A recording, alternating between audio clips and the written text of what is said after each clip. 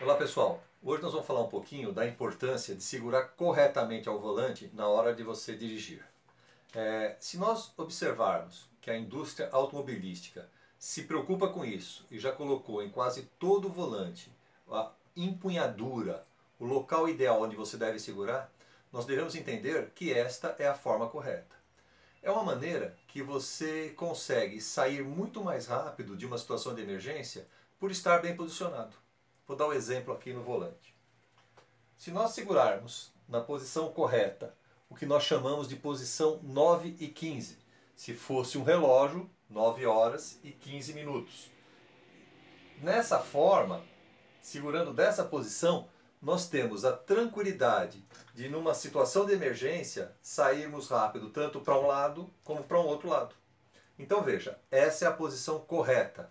Nós temos, na indústria automobilística, preocupada em trazer também para próximo do volante a maioria dos comandos do nosso carro.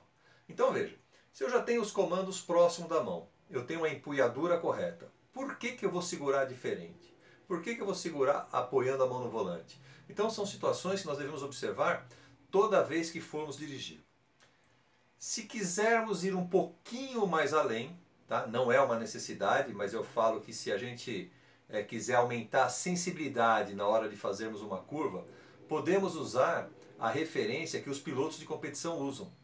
Então, toda vez que um piloto vai fazer uma curva, ele jamais puxa o volante para fazer essa curva. Sempre ele empurra o volante. Dessa forma, ele tem muito mais sensibilidade na força aplicada e no momento certo de fazer a manobra dessa curva. Então, fica aqui uma dica. Segurar na posição 9 e 15 é fundamental, porque é a maneira correta de sairmos de qualquer situação de emergência caso ela ocorra.